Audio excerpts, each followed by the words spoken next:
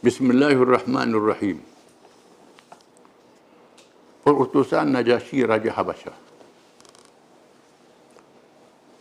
Minggu lepas kita baca tentang kisah Islamnya Khalid bin Walid dan Ammar bin As radhiyallahu anhuma.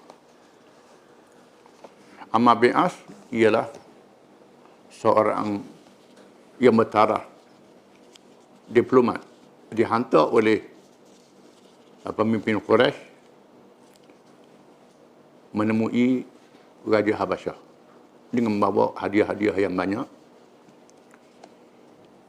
untuk menghalang Raja Habasyah menerima kedatangan orang Islam yang berhijrah ke Habasyah.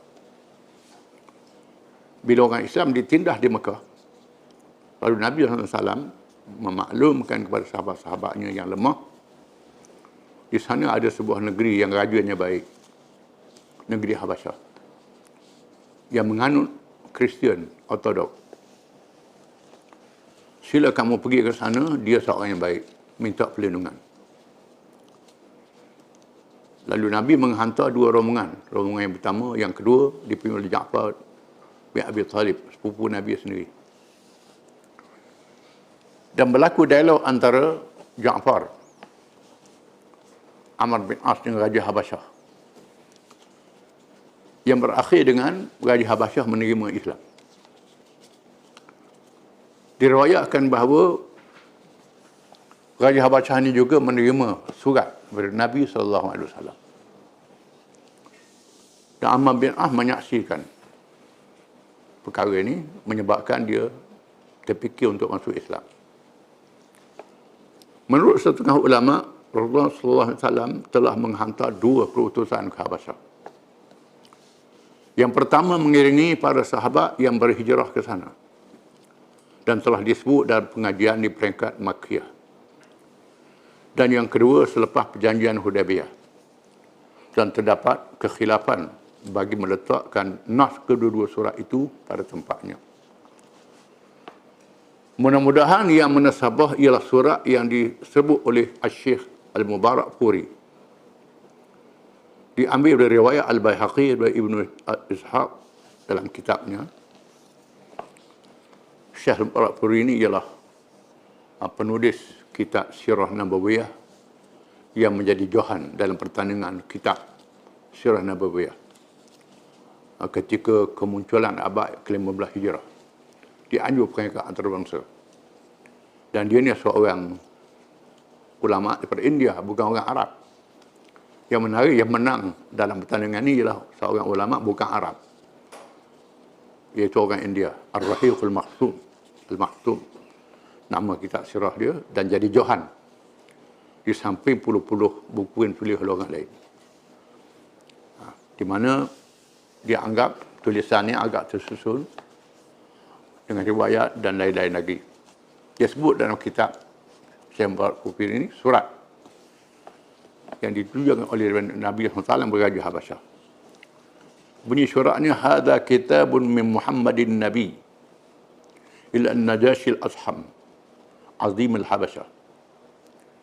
Salamun ala man ittaba'a al-huda wa amana billahi wa rasulihi wa ashhadu an la ilaha illallah wahdahu la syarika lah. Lam yattakhidh sahibatan wala walada. Wa anna Muhammadan abduhu wa rasuluhu. Wa ad'uka bidi'ayatil Islam. Fa inni ana rasuluhu fa aslim taslam. Ya ahlal kitab, ta'alau ila kalimatin sawa'in bainana wa bainakum alla na'budu illa Allah wa la nusyrika bihi syai'a wa la yattakhidha ba'duna ba'dan arbaban min dunillah. Fa in tawallaw faqulu ashhadu bi anna muslimun. Fa in abaita fa in 'alaika isman nasara min qaumik. Itu tulisan yang ditulis dalam surat itu. Mengikut satu riwayat yang lain, bila surat ditulis, sebenarnya Nabi mengarahkan dihantar surat pada raja-raja.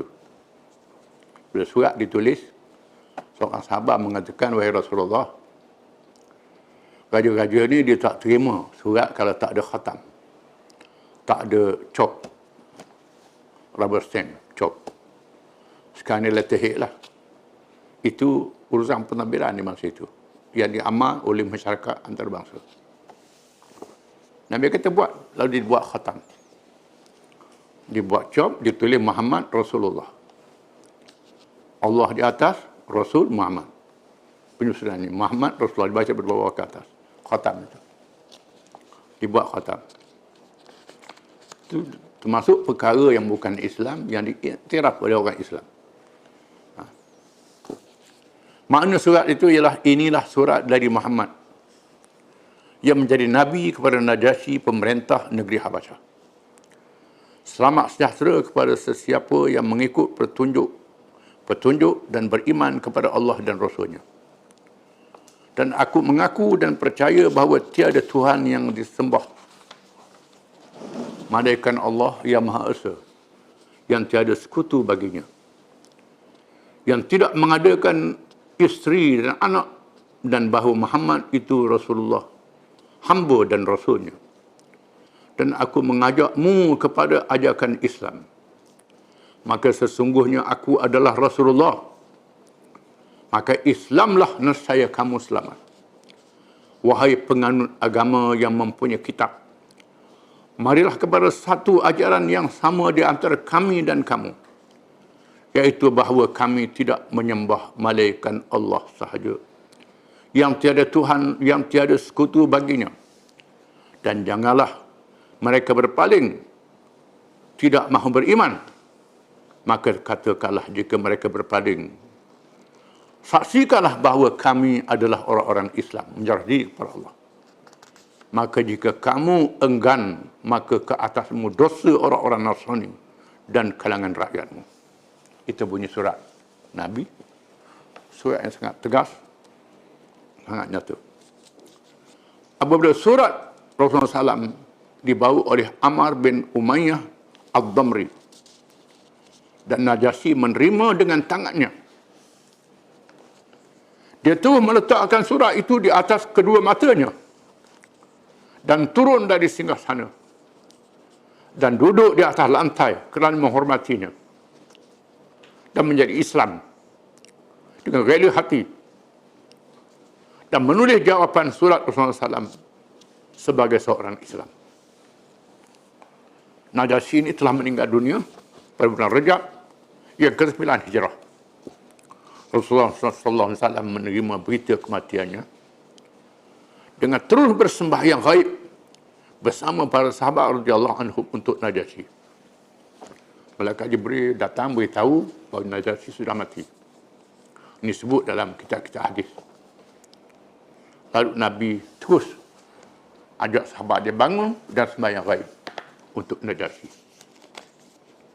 Ini hebat, Najasyi ini dapat sembahyang Nabi SAW dan sahabat-sahabatnya. Itulah dia ahli syurga lah, Najasyi ini. Termasuk ahli syurga, orang yang dapat doa Nabi. Bukan sembarangan. Ini Raja Habasyah. Dua perutusan kepada Al-Muqawqis, Raja Mesir. Mesir di bawah takluk Rom Timur, Bizantin. Rasulullah SAW memerintah supaya ditulis surat untuk Raja Mesir yang bergelar Muqawqis. Surat itu berisi dengan ayat-ayat yang berikut. Raja Mesir. Bismillahirrahmanirrahim. Min Muhammad Abdillahi wa Rasulihi ila al-Muqawqis azim al-Qibt. Salamun ala man ittaba'a al-huda. Amma ba'du. Fa inni ad'uka bi di'ayati al-Islam. Aslim taslam wa aslim yu'tika Allahu ajraka marratain. Fa in tawallaita fa inna 'alayka isma ahli al-Qibt. Ya ahli al-kitab, ta'alu ila kalimatin sawa'in bainana wa bainakum alla na'budu illa Allah wa la nusyrika bihi syai'an wa la yattakhidha ba'duna ba'dan arbaban min dunillah. Fa in tawallaw faqulu ashhadu bi anna muslimun. Itu bunyi surat. Mesir ni menganut ajaran ortodok Koptik. Lain dengan ortodok yang ada di Greek, yang ada di Syam. Lain. Dia ortodok yang tersendiri. Ortodok ni berpecah pada beberapa mazhab.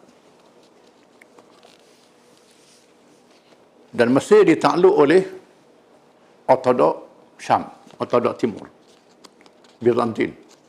Dijajah, anggap dia dijajah. Nabi tulis surat kepada Raja Mesir yang dijajah itu, dan dia juga Kristian. Ortodok, surat khuruf ahli kitab. Macam Najasyi juga suratnya. Najasyi juga Ortodok lain. Najasyi juga Ortodok lain. Ortodok ni banyak pecahan dia. Nama surat itu, terjemahan surat itu ialah dengan nama Allah yang Maha Pemurah lagi Maha Penyayang, daripada Muhammad, hamba Allah dan Rasulnya, kepada Al-Muqawqis, pembesar yang memerintah negeri memerintah orang-orang Qibti. Selamat sejahtera kepada sesiapa yang mengikut petunjuk. Adapun selepas itu, maka sesungguhnya aku mengajakmu kepada seruan Islam. Islamlah nescaya kamu selamat. Islamlah nescaya Allah mengurniakan kepadamu ganjaran dua kali ganda. Maka jika sekiranya kamu berpaling tidak menerima Islam, maka terbeban di atasmu juga dosa-dosa kaum Qibti. Wahai ahli kitab, marilah kepada satu kalimah yang sama sahaja di antara kami dan kamu, iaitu bahawa kita tidak boleh menyembah malaikat Allah sahaja, dan janganlah kita menyengutukan dengannya akan sesuatu yang lain, dan janganlah mengambil oleh setengah kalangan daripada kita akan setengah yang lain sebagai Tuhan-Tuhan bukannya Allah. Maka jika sekiranya mereka berpaling tidak mengikut, maka katakanlah, saksikanlah kamu semua dengan bahawa sesungguhnya kami adalah orang-orang Islam. Rasulullah SAW memilih Hatib bin Abi Balta'ah radhiyallahu anhu sebagai pembawa surat ini. Apabila Hatib menemui Al-Muqawqis, dia terus berkata kepadanya, sesungguhnya sebelummu ada raja yang mengaku dirinya Tuhan yang Maha Tinggi. Lalu Allah menghukumnya dengan dibinasakannya untuk menjadi pengajaran yang menakutkan untuk amaran berkenaan hari akhirat dan bencana dunia. Itu ialah Fir'aun, Raja Mesir sendiri. Mungkin Hatib ni, ialah bukan mungkin lah, memang dia baca Al-Quran, kisah Fir'aun. Dan orang Mesir tahu cerita ni, Muqawqis ni Raja Mesir. Fir'aun menentang. Lalu dia menentang Allah, kemudian Allah menjatuhkan hukuman ke atasnya. Maka engkau iktibar daripada yang lain daripadamu, dan janganlah orang lain mengambil iktibar daripadamu yang menerima hukum Allah. Al-Muqawqis menjawab, patutnya kamu ambil iktibar daripada Fir'aun yang dibinasakan. Jangan engkau juga dibinasakan. Dia beri amaran kepada Muqawqis. Berani utusan Nabi ini. Hatib cakap pada raja begitu. Al-Muqawqis menjawab, sesungguhnya kami mempunyai agama yang kami tidak meninggalkannya malaikat menerima yang lebih baik daripadanya. Kami dah ada agama kami baik, kalau ada agama lebih baik lagi, kami ikut. Hatib menjawab, kami mengajakmu kepada Islam yang disampaikan, sempurnakan oleh Allah, dan membatalkan yang lain. Sesungguhnya Nabi ini mengajak manusia kepada agama ini. Maka orang yang paling keras menentangnya ialah Quraisy, iaitu kaum Nabi sendiri. Yang paling bermusuh dengannya ialah orang-orang Yahudi, yang paling melawan Nabi, Yahudi dan Ahli Kitab. Yang paling akrab dengannya ialah orang-orang Nasrani, demi Tuhan yang umurku berada di dalam kekuasaannya. Tidak adalah berita yang disampaikan oleh Musa berkenaan Isa, melainkan berita yang disampaikan oleh Isa berkenaan Muhammad SAW. Dan tidak ada seruan kami mengajak kepada Al-Quran, melainkan seperti seruanmu kepada penganut ajaran Taurat supaya mengikut Injil. Maka setiap Nabi yang menemui kaumnya, maka mereka adalah umatnya. Maka adalah perkara yang benar menjadi kewajipan mereka mentaatinya. Maka engkau ialah di kalangan orang-orang yang dihubungi oleh Nabi ini. Kami tidaklah melarangmu daripada mengikut ajaran Isa Al-Masih, tetapi kami menyuruhmu dengannya, menyuruhmu ikut Isa. Isa suruh ikut Nabi Muhammad. Kata Hatib Raja Habsyah, Raja Mesir. Al-Muqayqi menjawab, sesungguhnya aku telah melihat urusan yang dibawa oleh Nabi ini. Maka aku dapati dia tidaklah perkara yang ditinggalkan dan tidak melarang perkara yang digemari. Aku dapati dia bukannya ahli sihir, bukannya ahli nujum yang bohong, dan aku dapati dirinya tanda-tanda kenabian dengan meluarkan perkara-perkara yang tersembunyi dan mendedahkan bisikan, dan aku akan fikirkan, kata dia. Dia layan tulisan Nabi dengan baik. Kita akan baca kisah lagi. Ammar bin As radhiyallahu anhu, yang kita baca kisah dulu, yang masuk Islam ni, keluar dari Habasyah dengan menaiki kapal menyeberangi Laut Merah. Setelah sampai di darat, dia terus membeli seekor unta untuk menuju ke Madinah. Nak masuk Islam. Dalam perjalanan, dia berjumpa dengan Khalid bin Al-Walid dan kawannya Uthman bin Abi Talha. Kedatangan mereka sungguh-sungguh mengembirakan Rasulullah SAW, kerana mereka adalah pahlawan-pahlawan yang gagah berani dan terkenal dengan kepintarannya. Mereka ini adalah tokoh-tokoh besar. Ammar tidak terdaya mengangkat mukanya kerana malu di atas perbuatannya di masa menentang Islam.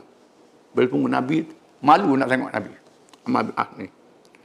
Lalu berbaiat dan meminta supaya berdoa kepada Allah diampunkan dosa. Minta Rasulullah doa, ampunkan dosa dia.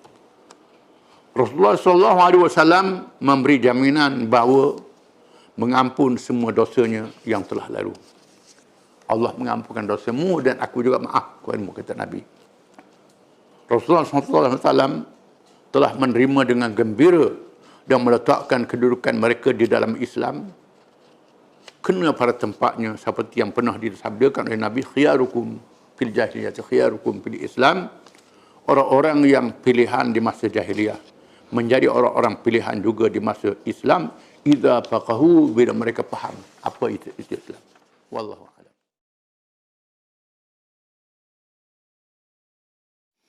Dalam pengajian sirah Nabi Wah ini, kita betulkan balik kerana minggu lepas tersilap muka surat dalam susunan buku. Kita ikut tertib dia. Langkah-langkah selepas perdamaian Hudaybiyah. Bismillahirrahmanirrahim. Dengan termeterinya atau termeterainya perdamaian itu, Hudaybiyah itu, maka berlakulah suatu perkembangan baru dalam arena pertarungan di antara Islam dan Jahiliyah, di mana Quraisy yang menjadi pemimpin golongan penyembah berhala di semenanjung Arab telah menarik diri daripada bertembung secara bersenjata dengan Islam. Adapun kabilah Ghatfan menjadi golongan kedua, tidak lagi berperanan besar sebagai penentang dengan penarikan Quraisy dari medan. Yang tinggal ialah orang-orang Yahudi yang bertapak di Khaybar. Setelah mereka diburu daripada Madinah, mereka mewakili golongan Ahlul Kitab. Sebagai bangsa yang terkena penakut, mereka lebih banyak menggalakkan orang lain bertempur dengan Islam dengan menggunakan kekayaan dan penipuan yang menjadi keistimewaan mereka. Di mana mereka menggalakkan kabilah-kabilah Arab supaya melancarkan serangan dengan bantuan mereka. Semua perkara tersebut dipahami sedalam-dalamnya oleh Rasulullah SAW. Ini perubahan baru selepas perjanjian Hudaybiyah. Perjanjian Hudaybiyah mengalahkan Quraisy dari segi moral.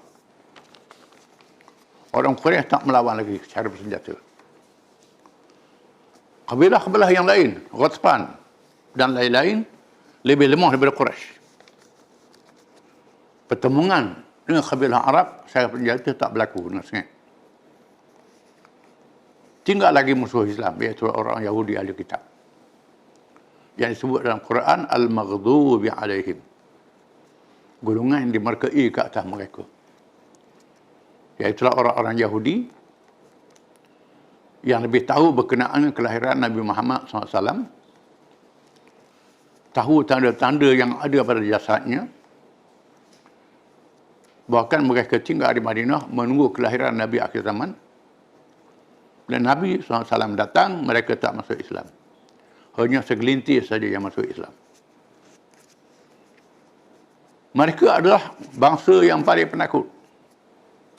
Sejak zaman dulu lagi, mereka ni penakut. Tetapi cerdik. Kaya. Mereka seringkali menggunakan penipuan. Menggunakan kekayaan, memperalakkan kaum lain supaya berjuang bagi pihak mereka. Sampai sekarang begitu. Orang Yahudi, kerja dia melagakan orang. Menimbulkan fitnah dengan kekayaan. Mereka menguasai ekonomi, menguasai media, dapat mempengaruhi politik. Melalui gerakan Freemason, Zionis dan sebagainya. Mereka duduk di belakang untuk mengacau orang. Tangan gaib. Semua perkara dipahami oleh Nabi SAW. Rasulullah SAW mengambil dua tindakan bagi menghadapi keadaan dan pengaruh baru itu. Yang pertama, melancarkan dakwah dengan lebih ke depan dan meluas. Meningkatkan lagi dakwah Islam. Lebih luas lagi. Dua, melancarkan gerakan ketenteraan. Operasi tentera dilakukan juga. Di tempat lebih jauh. Kita akan baca kemudian. Antara kegiatan dakwah lebih luas ke depan ialah perutusan kepada raja dan pemimpin.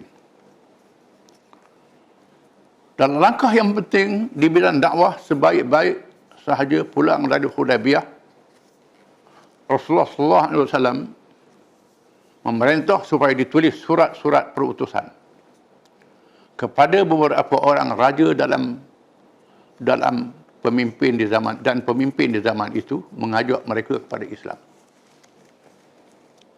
secara bersurat. Di kalangan sahabat, ada orang yang mengemukakan pandangan supaya menyediakan cok mohon. Kerana raja yang biasa hanya menerima surat rasmi yang mempunyai tanda seperti itu. Sahabat memberitahu, "Ya Rasulullah, raja-raja ni tak terima surat kalau tak ada cok mohon, rubber stamp. Sekarang ni letterhead, surat rasmi. Surat itu saja, tak ada tanda rasmi, raja tak terima." Lalu Rasulullah SAW memperkenankannya, bersetuju, dan memerintah supaya menulis 3 perkataan pada 3 baris, iaitu Muhammad Rasulullah. Allah di atas, Rasul di bawah, lepas tu Muhammad di bawah.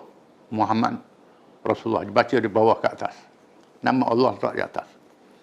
Itu bentuk rubber stamp, cok khatam yang disuruh oleh Nabi SAW. Maknanya kita orang Islam boleh terima perkara yang baik, kebijaksanaan daripada orang bukan Islam. Tak ada salah. Macam hari inilah nak pergi Mekah pakai pasport, pakai visa. Asalnya bukan daripada Islam. Itu lebih terjamin untuk menjaga keselamatan. Lebih sistematik. Termasuklah menyusun sistem keuangan, jabatan pentadbiran dan seumpamanya. Ini termasuk tamadun negara-negara yang besar di zaman dahulu dan diambil oleh orang Islam, dibaharukan oleh orang Islam, diserahkan dalam pentadbiran Islam. Ini tak jadi salah. Termasuklah amalan pilihan raya pada hari ini. Itu tak jadi salah. Cara untuk memilih pemimpin yang mewakili rakyat. Asalnya daripada barat, dasarnya orang Islam membetulkan bila nak pilih khalifah. Kita akan baca kemudian. Termasuklah menyediakan khatam untuk surat yang dihantar kepada raja-raja. Adapun yang membawa surat-surat perutusan itu dipilih di kalangan sahabat-sahabat yang dianggap mempunyai pengetahuan dan pengalaman yang tinggi. Mereka dihantar keluar pada bulan Muharram, tahun yang ke-7 Hijrah, iaitu hanya beberapa hari sebelum peperangan Khaybar.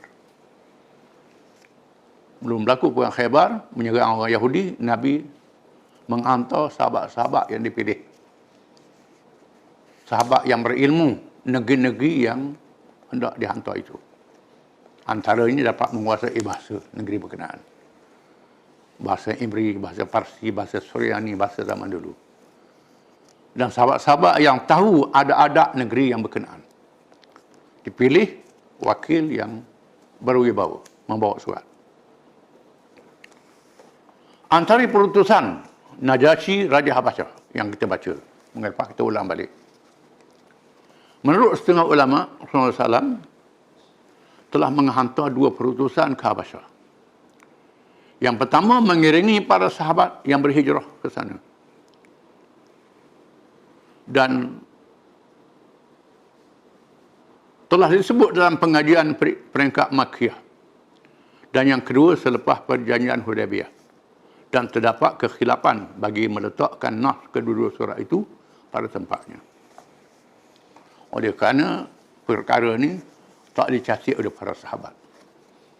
Sahabat sibuk dengan urusan-urusan dakwah. Tekanan yang dihadapi menyebabkan tak dipelihara. Cari riwayat yang lebih terperinci dalam surat ini. Secara mafhumnya, dipahamkan Nabi hantar 2 surat pada Raja Habasyah. Yang pertama sebelum hijrah. Mengiringi sahabat-sahabat dia yang berhijrah ke Habasyah. Di masa tekanan yang dahsyat di Mekah, Nabi menasihatkan sahabat, pergi ke negeri Habasyah, raja dia baik, raja dia adil. Suka tolong orang.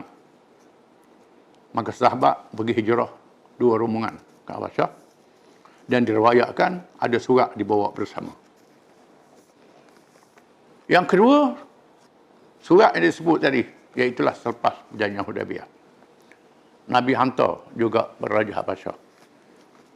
Nah, surat itu diriwayat secara penyampur aduk. Kita ambil satu saja. Mudah-mudahan yang menasabah ialah surat yang disebut oleh Syekh Mubarak Al-Bukhari. Diambil daripada riwayat Al-Baihaqi daripada Ibn Ishaq. Iaitu bunyi suratnya, Hada kitabun min Muhammadin Nabi ila Najashil Asham Azimil Habasyah. Salamun ala man ittaba'al huda wa amana billahi wa rasulih wa ashhadu an la ilaha illallah wahdahu la syarika lah. Lam yattaqi sahibatan wala walada wa anna Muhammadan abduhu wa rasuluh wa ad'uka bid'ayatil Islam. Fa inni ana rasuluhu fa aslim taslam ya ahlal kitab ta'alau ila kalimatin sawa'im bainana wa bainakum alla na'budu illa Allah wa la nusyrika bihi syai'a wa la yattakhidha ba'duna ba'dan arbaban min dunillah fa in tawallaw faqulu ashhadu bi anna muslimun fa in abaita fa inna 'alaika isman nasara min qaumik. Maknanya sekira-kira inilah surat dari Muhammad yang menjadi nabi kepada Najasyi, pemerintah negeri Habasyah. Najasyi ini makna raja dalam bahasa Habasyi. Najasyi Al-Asham, ini Raja Asham. Nama dia Asham. Gelaran dia Najasyi. Selamat sejahtera kepada sesiapa yang mengikut petunjuk dan beriman kepada Allah dan Rasulnya. Dan aku mengaku dan percaya bahawa tiada Tuhan yang disembah malaikat Allah yang Maha Esa yang tiada sekutu baginya, dan tidak mengadakan isteri dan anak. Kerana penyelewengan orang Kristian mengatakan Allah itu ada isteri ada anak, dinyatakan penyelewengan itu. Allah tak ada isteri dan tak ada anak. Dan bahawa Muhammad itu Rasulullah, hamba dan Rasulnya. Dan aku mengajakmu kepada ajakan Islam. Maka sesungguhnya aku adalah Rasulullah. Maka Islamlah nescaya kamu selamat.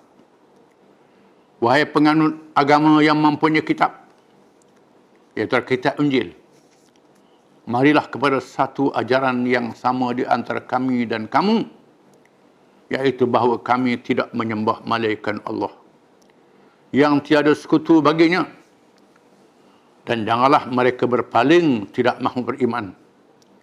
Maka katakanlah, saksikanlah bahawa kami adalah orang-orang Islam, menyerah diri kepada Allah. Maka jika kamu enggan masuk Islam, maka ke atasmu dosa orang-orang Nasrani dari kalangan rakyatmu. Surah ini mengandungi seruan kepada tauhid yang sebenar, menolak percayaan orang Kristian yang menganggap Tuhan ada isteri dan ada anak. Isa itu anak Allah. Ini ajaran yang sesat, yang salah. Maryam itu isteri, itu salah. Allah tak ada anak, tak ada isteri. Allah jadikan Isa dengan kun fayakun, dicipta sebagaimana Allah jadikan Adam. Tidak ada ayah dan ibu. Allah jadikan Hawa daripada tulang rusuk Adam. Tak ada ibunya. Allah jadikan Isa ada ibu, tak ada ayahnya. Bahkan Allah jadikan manusia dibangkitkan semula pada hari kiamat bukan dengan beranak, tumbuh daripada benih yang sudah ada. Ini kekuasaan Allah Ta'ala yang wajib kita percaya. Sebenarnya ajaran tauhid sama antara Islam dan Kristian. Kebetulan Raja Habasyah ni menganut mazhab Ortodok. Ortodok yang hampir dengan Islam. Jadi bila dia terima surat Nabi, mudah. Apabila surat Rasulullah SAW dibawa oleh Ammar bin Umayyah Ad-Damri,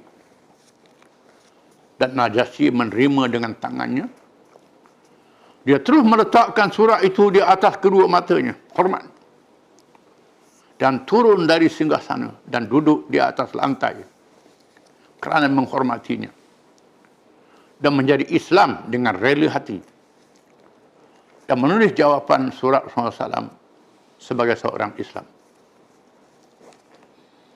Dia mengaku dia masuk Islam. Najasyi ini meninggal dunia pada bulan Rajab yang ke-9 Hijrah. Rasulullah SAW menerima berita kematiannya dengan terus bersembahyang gaib bersama para sahabat radhiyallahu anhum untuk Najasyi. Ini peristiwa yang bersejarah. Malaikat Jibril beritahu bahawa sahabatmu Najasyi Asqam telah meninggal dunia. Lalu Nabi suruh sahabat dia bangun sembahyang gaib. Di sini hadis sunnah yang sahih berlakunya sembahyang gaib untuk mayat yang jauh dibolehkan kerana Nabi sembahyang jenazah Najasyi. Dua perutusan kepada Muqawqis, Raja Mesir. Rasulullah SAW memerintah supaya ditulis surat untuk Raja Mesir yang bergelar Muqawqis. Surat itu berisi dengan ayat-ayat yang berikut. Raja Mesir juga Kristian Ortodok, Koptik, lain daripada Habasyah. Mazhab Ortodok ni banyak cabang dia. Surat berbunyi Bismillahirrahmanirrahim. Min Muhammadin Abdillahi wa Rasulih ila al-Muqawqis azimil Qibt. Salamun ala man ittaba'al huda. Amma ba'du fa inni ad'uka bi ri'ayatil Islam. Aslim taslam. Wa aslim yu'tika Allahu ajraka marratain. Fa in tawallaita fa inna 'alaika isma ahli al-Qibt. Ya ahlal kitab ta'alau ila kalimatin sawa'in bainana wa bainakum alla na'budu illa Allah wa la nusyrika bihi syai'a wa la yattakhidha ba'duna ba'dan arbaban min dunillah fa in tawallaw faqulu ashhadu bi anna muslimun. Dengan nama Allah yang Maha Pemurah lagi Maha Penyayang, daripada Muhammad hamba Allah dan Rasulnya, kepada Al-Muqawqis pembesar yang memerintah orang-orang Qibti. Selamat sejahtera kepada sesiapa yang mengikut petunjuk. Adapun selepas itu, maka sesungguhnya aku mengajakmu kepada seruan Islam. Islamlah nescaya kamu selamat. Islamlah nescaya Allah mengurniakan kepadamu ganjaran 2 kali. Maka jika sekiranya kamu berpaling tidak menerima Islam, maka terbeban di atasmu juga dosa-dosa kaum Qibti. Wahai ahli kitab, marilah kepada satu kalimah yang sama sahaja di antara kami dan kamu, iaitu bahawa tidak boleh menyembah malaikat Allah sahaja. Dan janganlah kita menyekutukan dengannya akan sesuatu yang lain. Jangan rantik Tuhan lain daripada Allah. Dan janganlah mengambil oleh setengah kalangan daripada kita akan setengah yang lain sebagai Tuhan-Tuhan bukannya Allah. Melantik padri boleh buat hukum macam hukum Allah. Itu termasuklah beri kuasa Tuhan pada lain daripada Allah. Maka jika sekiranya mereka berpaling tidak mengikut, maka katakanlah, saksikanlah, ini ayat Quran, saksikanlah kamu semua dengan bahawa sesungguhnya kami adalah orang-orang Islam. Itu bunyi surat yang dihantar kepada Al-Muqayh Raja Mesir. Rasulullah SAW memilih Hatib bin Abi Balta'ah radhiyallahu anhu sebagai pembawa surat ini. Apabila Hatib menemui Al-Muqawqis, dia terus berkata kepadanya. Ini berlaku dialog. Hatib berkata, sesungguhnya sebelummu ada raja yang mengaku dirinya Tuhan yang maha tinggi. Iaitu Fir'aun lah. Fir'aun mereka Mesir. Lalu Allah menghukumnya dengan dibinasakannya untuk menjadi pengajaran yang menakutkan untuk amaran berkenaan hari akhirat dan bencana dunia. Lalu dia menentang Allah, kemudian Allah menjatuhkan hukuman ke atasnya. Fir'aun itu. Orang mesti tahu kisah ni. Maka engkau iktibar, ambil pengajaran daripada yang lain daripadamu. Ambil iktibar. Orang lain menerima yang telah dibinasakan. Dan janganlah orang lain mengambil iktibar daripadamu yang menerima hukuman Allah. Jangan pula mu binasa orang ambil pengajaran pula mu. Macam raja dulu. Al-Muqawqis menjawab, sesungguhnya kami mempunyai agama yang kami tidak meninggalkannya melainkan menerima yang lebih baik daripadanya. Kami dah ada agama. Kalau ada agama lebih baik padanya, kami ikut. Hatib menjawab, kami mengajakmu kepada Islam yang disempurnakan oleh Allah dan membatalkan yang lain, menasahkan agama lain. Sesungguhnya Nabi ini mengajak manusia kepada agama ini. Maka orang-orang yang paling keras menentangnya ialah Quraisy, bangsanya sendiri. Yang paling bermusuh dengannya ialah orang-orang Yahudi, yang paling bermusuh. Yang paling akrab dengannya ialah orang-orang Nasrani. Orang Kristian yang paling akrab.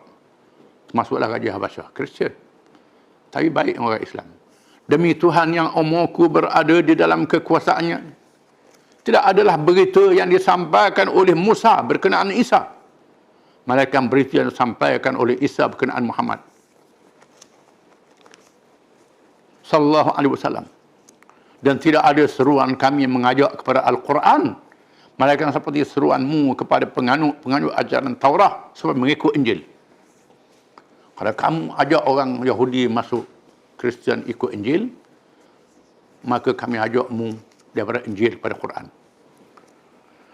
Maka setiap Nabi yang menemui kaumnya, mereka adalah umatnya, maka adalah perkara yang benar menjadi kewajipan mereka mentaatinya. Maka engkau ialah di kalangan orang-orang yang dihorungi oleh Nabi ini. Kami tidaklah melarangmu daripada mengikut ajaran Isa Al-Masih, tetapi kami menyuruhmu dengannya, dengannya. Kami suruh ikut Nabi Isa juga. Nabi Isa suruh ikut Muhammad. Itulah maksudnya. Al-Muqawqis menjawab, sesungguhnya aku telah melihat urusan yang dibawa oleh Nabi ini. Maka aku dapati dia tidaklah perkara yang ditinggalkan dan tidak melarang perkara yang digemari. Aku dapati dia bukannya ahli sihir, bukannya ahli nujum yang bohong, dan aku dapati dirinya tanda-tanda kenabian. Ada tanda Nabi pada Nabi ini, dengan mengeluarkan perkara-perkara yang tersembunyi dan mendedahkan bisikan, dan aku akan fikirkan. Dia mendedahkan bisikan malaikat beritahu kepada dia. Hati dia dah percaya tu, tapi tak isytihar masuk Islam. Takut jatuh tak kata dia. Al-Muqih menerima surat Rasulullah SAW dan meletakkannya di tempatnya yang mulia dan menyerahkannya kepada seorang hamba perempuannya. Seterusnya dia memanggil penulisnya yang tahu menulis dalam bahasa Arab. Lalu ditulis jawabnya seperti berikut. Jawapan Muqih pada Nabi dalam bahasa Arab. Bismillahirrahmanirrahim. Li Muhammad ibn Abdullah min al-Muqawqis azim al-Qibti salamun alayka. Amma ba'du faqad qara'tu kitabaka wa fahimtu ma dhakarta fihi wa ma tad'u ilayhi. Wa qad alimtu anna nabiyyan baqiya wa kuntu adhunnu annahu yakhruju bil-Sham. Wa qad akramtu rasulak wa ba'athtu ilayka bijariyatain lahuma makanun fil qibti 'azim wa bikiswatin wa ahdaitu ilayka baghlatan litarkabaha wassalamu alayk. Surat dia beri salam. Dengan nama Allah yang Maha Pemurah lagi Maha Penyayang, kepada Muhammad bin Abdullah daripada Al-Muqawqis, pembesar kaum Qibti. Dia sebut nama Nabi dulu, baru nama dia. Ada penghormatan. Salamun alaik, sahasta katamu. Adapun selepas itu, maka sesungguhnya aku telah membaca suratmu. Aku faham apa yang kamu sebut di dalamnya dan apa yang kamu ajak kepadanya. Dan sesungguhnya aku mengetahui masih ada lagi seorang Nabi. Aku tahu ada Nabi akan lahir. Aku menyangka ianya lahir di Syam. Aku ingat Nabi itu lahir di Syam. Sebenarnya aku telah memuliakan utusanmu dan ku kirimkan bersama-samanya 2 hamba perempuan yang mempunyai kedudukan yang besar di kalangan kaum Qibti. Hadiah 2 orang hamba perempuan. Aku kirimkan juga pakaian dan seekor bagal. Bagal ni ialah kacukan kuda dan keledai. Supaya engkau menunggangnya. Wassalamualaikum. Beri hadiah ke Nabi. Sekadar itu sahaja jawapannya dan dia tidak masuk Islam. Nabi SAW menerima hadiah itu dengan mengambil salah seorang daripada hamba perempuan itu yang bernama Maryah. Daripadanya dilahirkan puteranya yang bernama Ibrahim. Nabi bila anak lelaki daripada hamba perempuan ni. Adapun yang seorang lagi yang bernama Sirin diserahkan kepada Hasan bin Thabit radhiyallahu anhu. Sahabat jadi penyair Nabi. Nabi beri pada Hasan bin Thabit. Adapun bagal yang bernama Widal digunakan untuk tunggangan. Nabi guna untuk tunggangan Nabi. Kenderaan. Dan masih hidup hingga zaman Muawiyah. Zaman Muawiyah, bagal itu masih ada lagi. Itu surat kepada Raja Mesir. Surat kepada kisah Raja Parsi. Wallahu a'lam.